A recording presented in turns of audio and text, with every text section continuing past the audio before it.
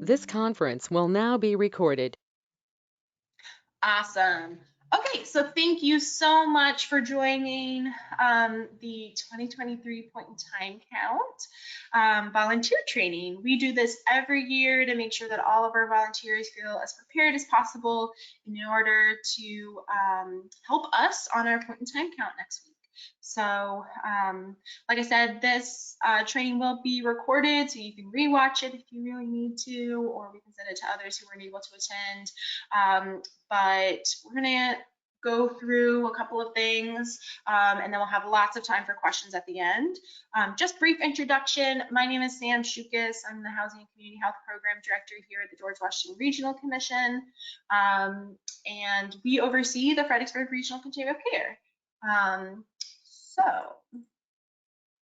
basically what this training is going to include for you is some background on the COC and what the point in time count is, things you need to know about conducting our point in time count, and then we're actually going to go through the survey questions and what those look like so we can really talk through some scenarios for you and how you actually conduct them for us. So what is a continuum of care? Continuum of care is a HUD term, which basically means a federally mandated network of organizations that work together preventing homelessness for our region. And we usually do that through strategic planning. So each of our individual organizations provide services, and they do that within their mission and their own organizations. But the continuum of care is really responsible for creating this coordinated system of how homeless services works, and what each of those organizations' role is in that system. And so for us, we cover that light green portion right there that centers around Fredericksburg. There is a continuum of care that covers the entire state of Virginia and the entire country. So every portion of the country is covered by some planning group that is doing the same kind of efforts and doing a point in time count just like we are. So for us, we're going to cover the entire planning district. The continuum of care for our area is staffed and maintained by the George Washington Regional Commission. We're the planning district commission for the region. So we do anything that rises above one individual locality concern. And so Erica and I actually help run the COC here at GWRC, but we do not provide any direct services here on our own. We really rely on lots of partners in our community to be able to do that work for us. So we have the VA for veterans, Empower House for domestic violence, Hope House for families with children, MICA for the unsheltered, Thurman for shelter, FAHAS for our HIV/AIDS population, and now they're expanding to other populations, and Volunteers in America for some of our other veteran services. But they can't do this work alone, so they really rely on a whole community of people to help them do that. So the COC is made up of over 60 organizations that touch the lives of people who experience homelessness. So we have anything from the Fredericksburg SPCA, who's going to help us with homeless animals, SERVE, who does food outreach, healthcare, education, right? So anything that might in some way kind of wrap services around someone experiencing homelessness, they all play a part in us ending and preventing homelessness for our region. So what is a point in time count? So the point in time count is actually a census of all people experiencing homelessness on a single night in January. And it's really an opportunity for us to collect information on people who are experiencing literally homelessness per HUD's definition. So there is a very strict definition of what it means to be homeless. And so they want to know how many people fall into that definition, and we help with collecting that information. Really on a local level, what that does for us is it helps us estimate our current rates of homelessness, and we really use it for tracking homelessness over time, right? So I use information like that to tell you that homelessness hasn't really changed over the last 10 years, right? It's stayed relatively level, even with rises in our population and other things. On a national level, they take all of the country's point in time count data and can really say, well, what's the United States' rates of homelessness? And what does that mean for Congress to allocate funds to this issue? So it's really important data, both from a tracking and performance standard, but also from a funding standard, as these go into thinking about how we address this issue as a locality, as a state, and as country.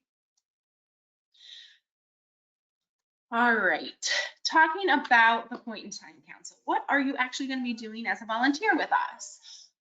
There's a couple of steps that we have for our volunteers to just help you through this process. I think one of the key things we want to reiterate is that everything that we do has this background of safety and respect. So your safety, the person you're asking questions to safety, but also the respect of one another. So we have created a survey that asks questions. Some of the questions are sensitive information, collecting them with the intention of using that to better understand the population, provide services that they need. So there's ways that they have been written, but basically we are trying to make sure that we're doing this in a non-judgmental way. None of the information is shared, but we'll go through what all of that means and how we reiterate that respect and safety for everyone. For you, the day of, you're going to have a team. No one ever conducts the point in time count alone. This is a team effort. That's why you've been bombarded with emails from us for lots of volunteers, so that your group can be very large and you'll have a whole team to support you. So you're going to meet your team.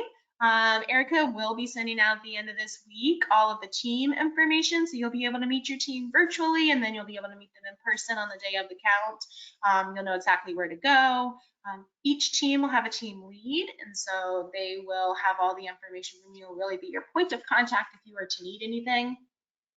You're going to find people to survey with your team. So you're going to go out and search your locations or talk to people at your service sites that you're assigned to, and you're going to conduct the survey. From there, you're going to wrap it up. We have incentives for you to give out, and we'll talk a little bit about what that entire process looks like. But basically talking to folks and being able to get them to a point to complete the survey. So meeting your team, each team has one team lead and about 2 to 3 volunteers, depending on the size and kind of idea that we have of how many people you would need to survey in your time frame. Team leaders usually check in at GWRC or your assigned site, all the details about where your team meets and everything like that will be on your team email, so you'll know exactly where to meet your team and who your team lead is. For volunteers, you're going to check in with your team leader, really get some background information about what you need for your kind of shift and your volunteering. So there's a couple of things to think about.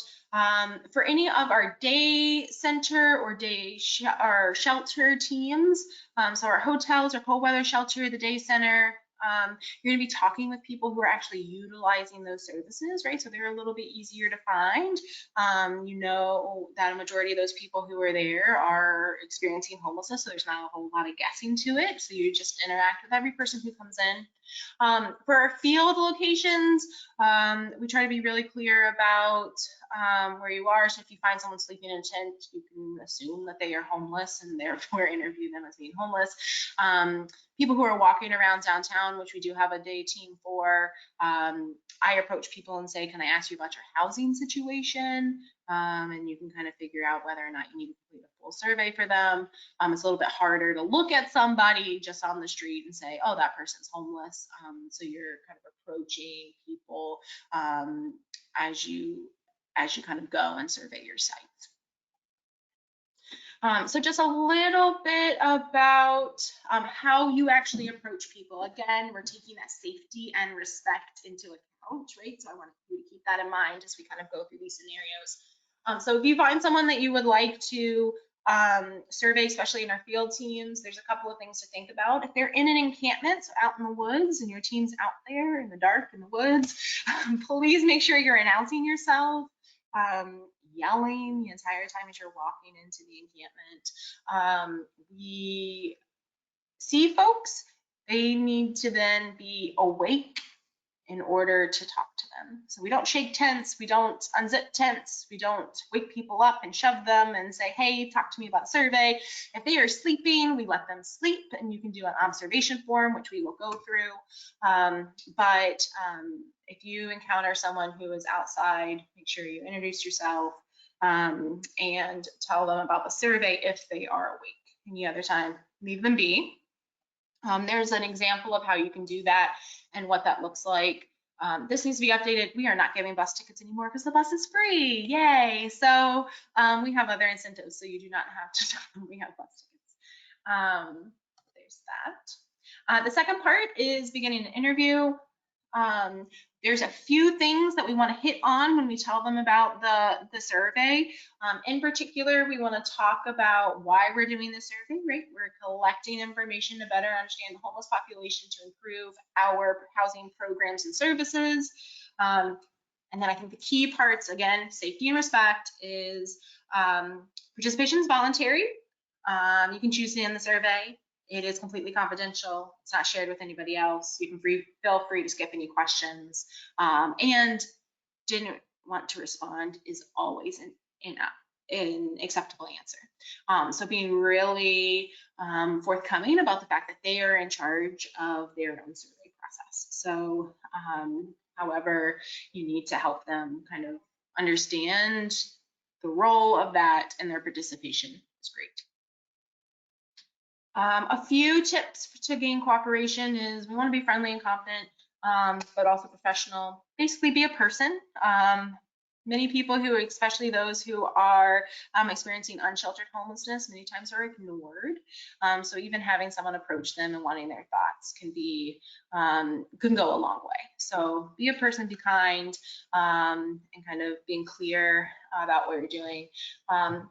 Use common sense is the best way I know how to explain the second one, which is if someone's standoffish, if someone's refusing, do not push, walk away. If something doesn't feel right, use your kind of gut to know that you need to walk away.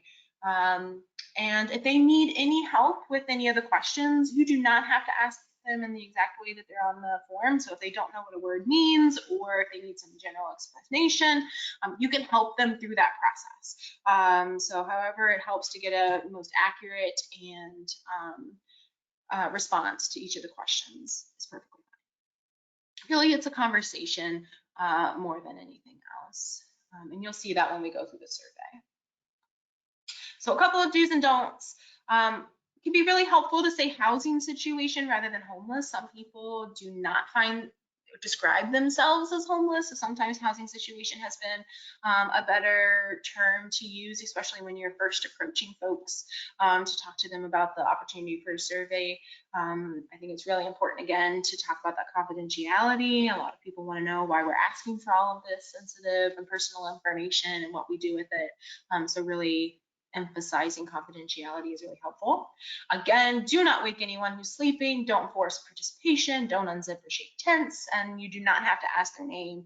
Many of them give it, but you do not have to ask for it. There's other ways of collecting information that we need to deduplicate on surveys, so we do not need those.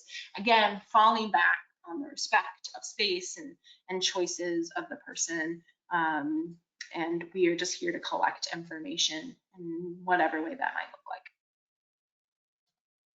So in collecting the interview or the survey, your biggest goal is to collect as much complete and accurate information as possible. It can be really distracting, especially in service sites, to stay focused, but as much attention as you can give to the person that you're talking to is really helpful. Respecting their space. So I know sometimes it's tight quarters, but as much time as you can give them space, have them hear you. If you can take them to another space away from people so that they can really focus on your questions and answer some, like I said, some of them are kind of sensitive questions. So giving them that space to answer is helpful. And again, always saying that they don't have to answer any questions they're not comfortable with. At the end, they're going to dispense incentives for taking the survey. If they don't complete the survey, give them an incentive. If they're not homeless, but you took some of their information to figure out that they're not homeless, give them an incentive. If they want the incentive, just give it to them. We are not holding that hostage for them. That's one of the key things for me. So just give the incentives. We're wrapping up. Once you have all the information that you've gathered, Return any paper surveys that you do to us. So you'll hold on to them until the end of your shift. Make sure that you have them all back, and then we will have a team of volunteers actually put them into our database, so we can use that information during data analysis. But just make sure we get all paper surveys back. Couple of safety reminders: do not conduct the pig count alone. As easy as it sounds to go out, truck through the woods or walk around downtown and fill out a survey, please do not go alone. That's a safety requirement for us. So we at least have 2 people going together. Always remain inside your team. Please do not lose each other in the woods, and do not lose each other downtown. Do not go off into an encampment or into someone's tent and people not be able to see you. So make sure that you're always inside of your team.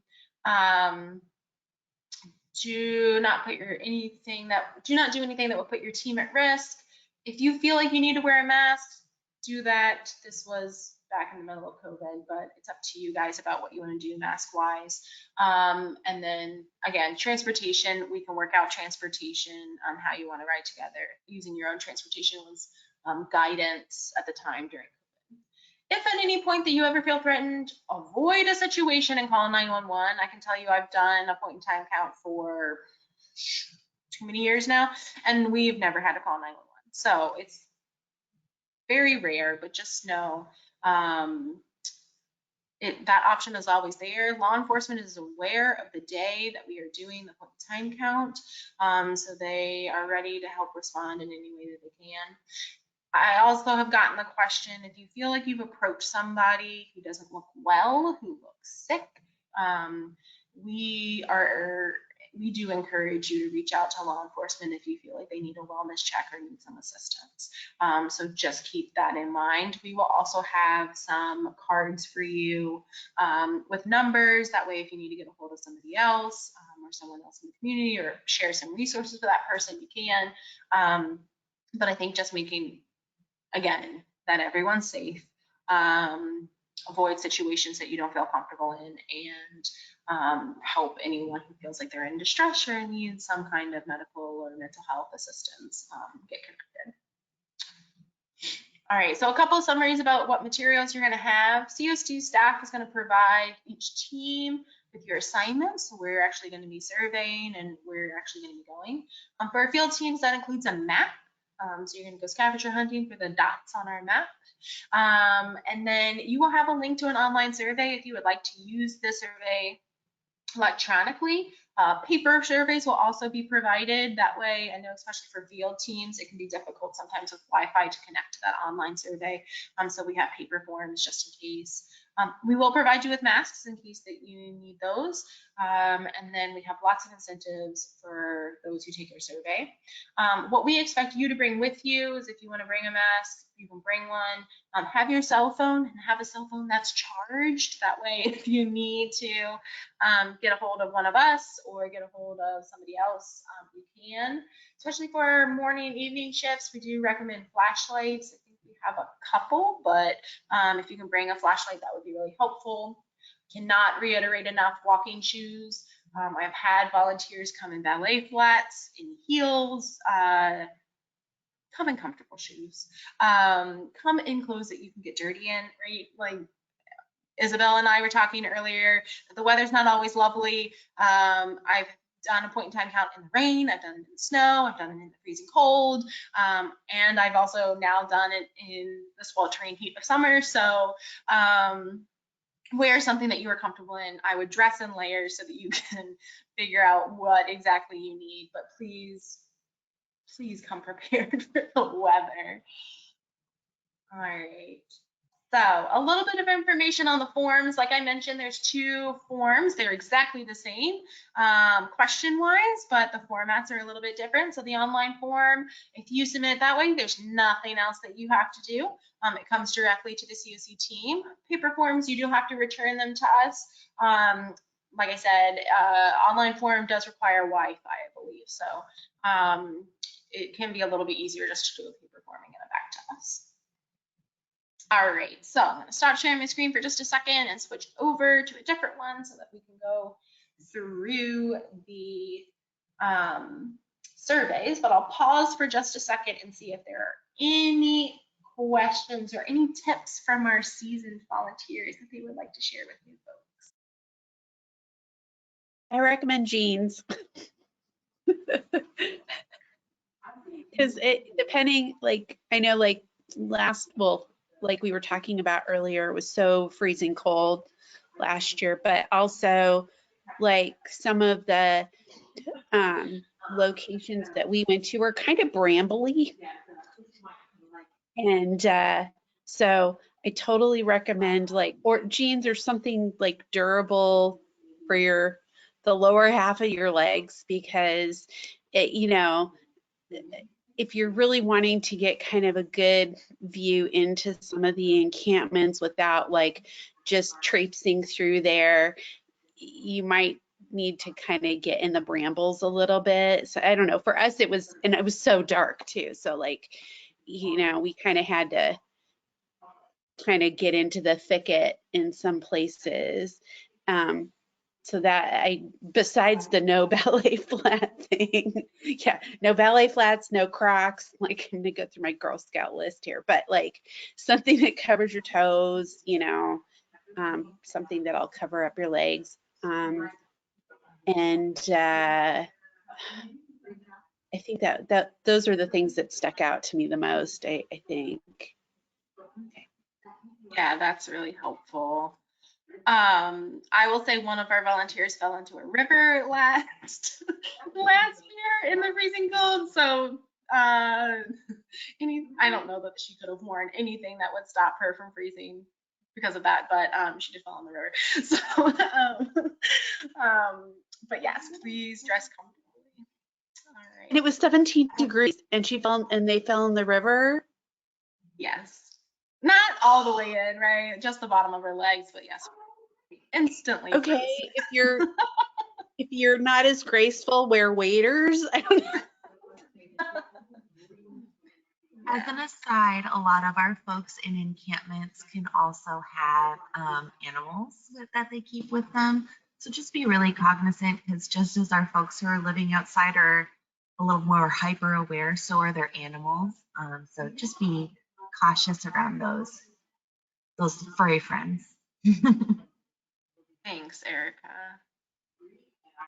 All right, if I could have another thumbs up that you can see the observation form, that'd be great. Thanks, Erica.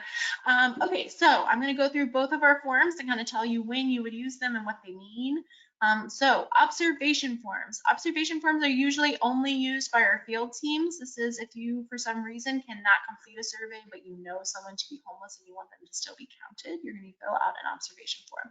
So there's a couple of reasons why you might do that. They're listed on question 1, because you're going to tell me why you're filling this out. So you can't enter a site. You can't conduct a survey. Maybe they refuse to answer them. There's some kind of language issue. There's some other kind of issue, just means they won't fill out the survey, or the person's sleeping. So those are probably the top 3 reasons. If there's some other reason, you can definitely use this form, and we kind of work through them about whether or not to count them or not. But on an observation form is the only time that you will guess at people's demographics, and we'll go through that. But the observation form is the only time that we actually kind of give us some kind of idea about what you think people are. We have also had teams use these to kind of give us an update on what campsites look like. So if it looks like it's been abandoned for a really long time, we take these into consideration when we talk about campsites to check in future years. But basically, you're going to tell me how many people that you think you see, adults and children, and if you're not sure, you can just put a number there. As much detail about where you observe this person is super helpful, so that we can kind of get an idea about where they are. And then you have their basic demographics. So we want to know how old the person is, what you think their gender might be, what their race might be, what their ethnicity might be. And then number 8 is as much detail as you can get that we might be able to identify this person in another way. Just because they didn't answer it in their encampment, maybe later they came to the day center and they were willing to do one there. And so we wanted to know if we were able to figure out if they've already done one, not recount them. So as much information you can put on here, and then our team actually makes a determination on how people get counted. Basically, we're just asking for lots and lots and lots of information. Is there any question about the use of an observation form?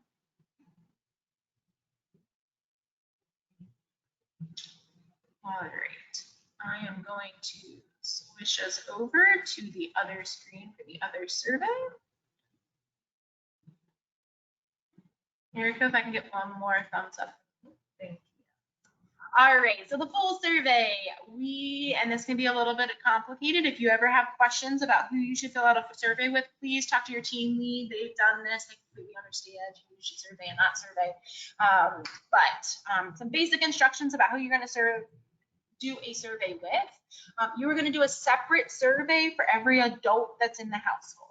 So if you stumble upon a couple, you're gonna do 2 surveys for that couple.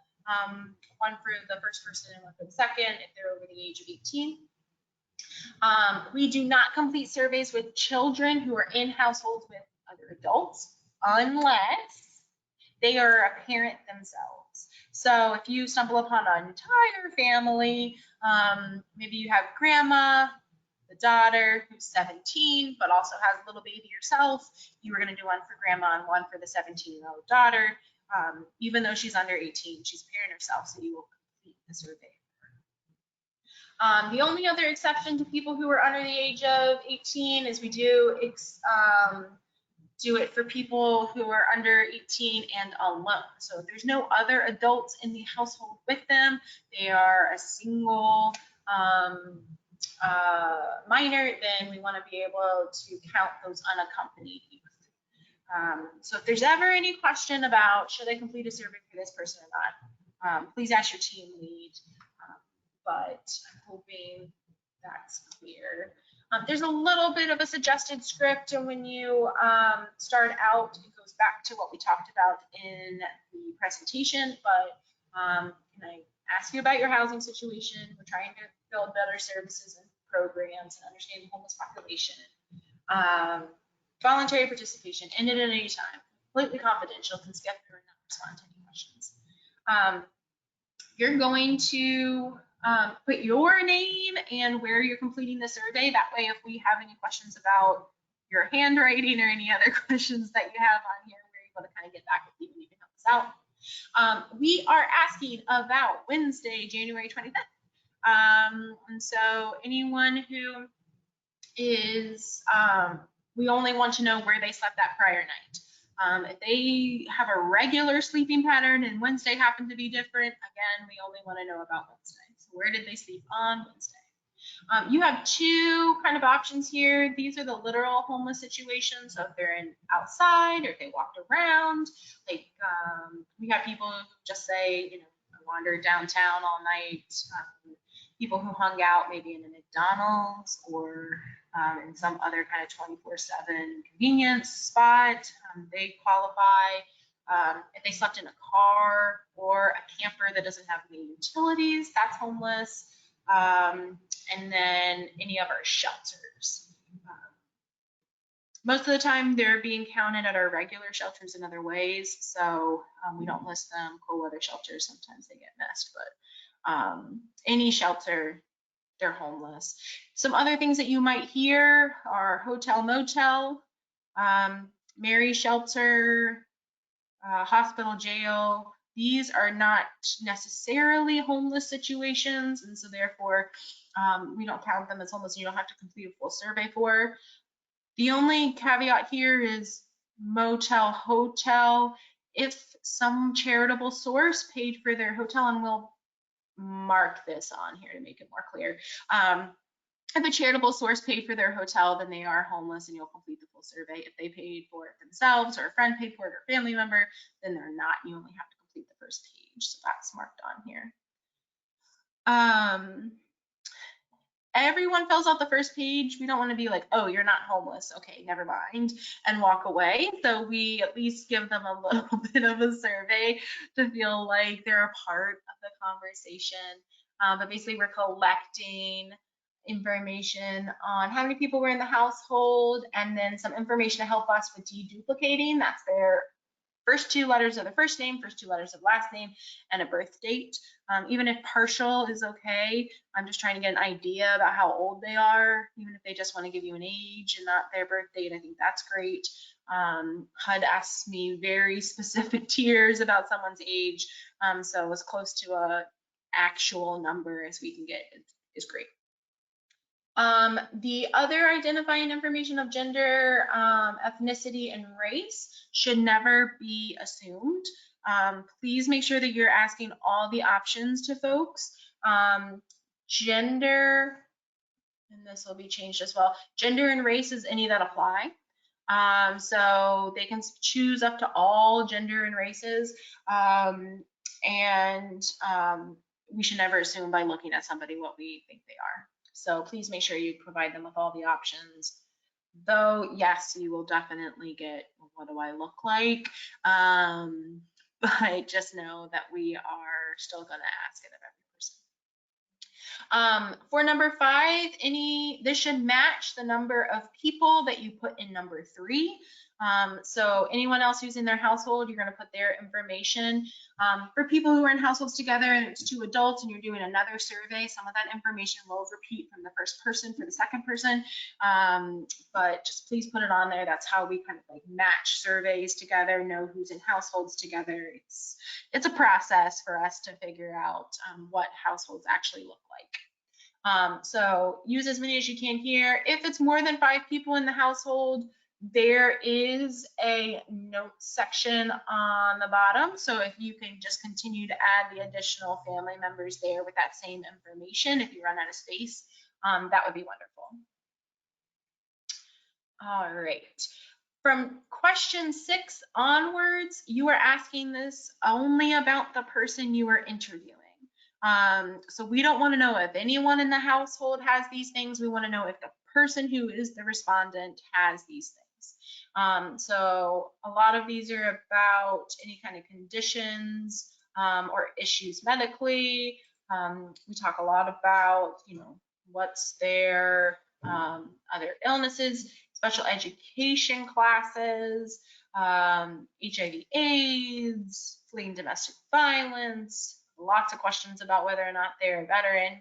Once you get to question 15, this is where it starts to get a little bit confusing for folks. Sometimes it's helpful to walk them through a conversation of their history rather than trying to answer these questions, because many people have different ideas about what that means. So for instance, I start a conversation with, say, how long have you been living in your encampment? And before you lived in the encampment, where were you? And how long were you there? And before then, and you can kind of help them get this story to then answer these questions yourself. So we want to know if this is the first time that they're homeless. So have they ever been homeless before? Now, that's an easy one. How long have you been homeless this time? So what that means is you're going to be looking at this current episode of homelessness from the last time they were in permanent housing or some kind of sheltered situation that was semi-permanent, right? Until today. How long has that been? If you look at all these separate occasions, right, we have lots of people who are like in and out of apartments and jumping at how many episodes have they had in the last 3 years. This will be updated, it's 2020. And then if you added all of those episodes together, how long have you been homeless? Once you get past 12 months, you don't have to keep counting, just click 12 months and be done. As close as you can get to this is fine. We know it's never perfect, so it's fine. Do not put a lot of stress on it. Whatever is the easiest way to kind of do that. Everything onwards is our local questions. It's really helpful for us to understand these as we build services. Everything before question 19 is a HUD required question. Everything afterwards helps us with our general local issues. So anything you could do there. I think in particular, question number 24 asks about right before you became homeless, where did you live? There's a little bit of an extra question here regarding zip code. That's because people will tell me that they came from Fredericksburg and then give me 22405. which is not Fredericksburg. So it's really helpful for us. We do serve 5 localities. We really would like to know where people come from. If they come from our region, outside the region, what specific locality they came from. It's really helpful for us to get this information. So anything that they can give you that gives you an idea about where they came from is super, super helpful. We get a lot of questions about why someone became homeless. So this is a great way. There's always an other box. Lots of people don't fall into this cookie cutter categories. And so if there's some kind of other reason they want to give you, that's great. We also ask about past homelessness and foster care, health insurance, and health related issues. Number 32 is probably my favorite question, which is there anything else that you would like to tell me? And you get all sorts of answers. So just know, you may be the first person who have actually asked them for their thoughts. So give them a moment to tell you whatever they want to tell you. Summarize as best as you can on here. Anything that you would like me to know or anyone else looking at these surveys about the surveyor, about needs, about anything that you observed, you can put that in the surveyor notes. There's a whole extra page if you need room for anything else. If you have any questions about answering any of your questions, you can definitely reach out to your team lead and they will help walk you through anything. But I'm going to pause for a minute. That's the full survey. At the end of this survey, you'll give them the incentive, thank them for their time, collect the form, and just hold on to it until you can get it back to us. But I'll pause and just ask if there's any questions regarding the survey questions.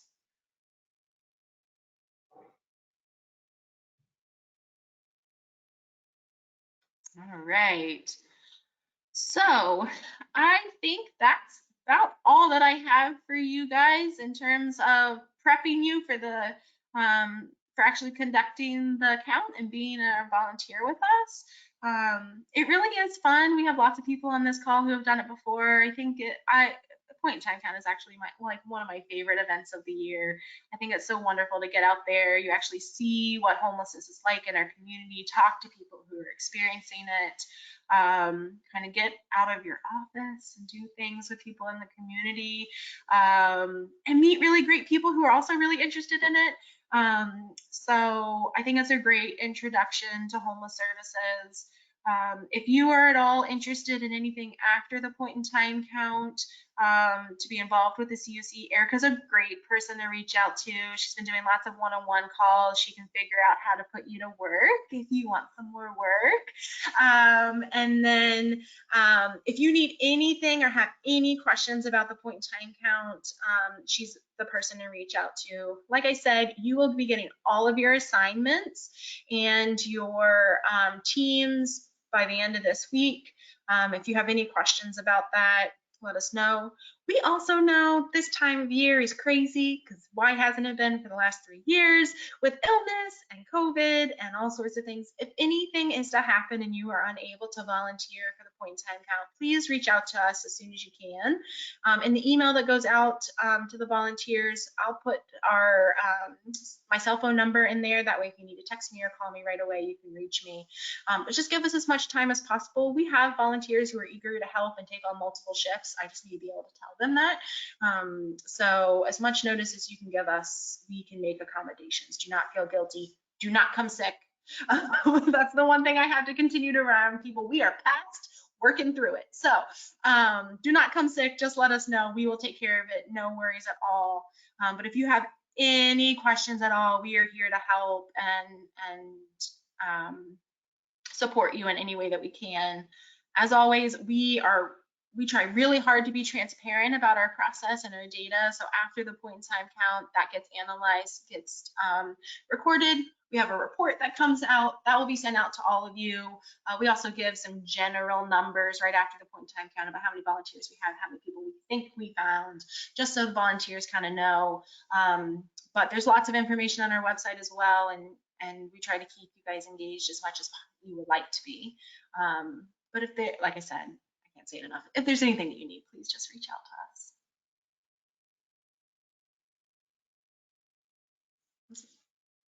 Well, thank you.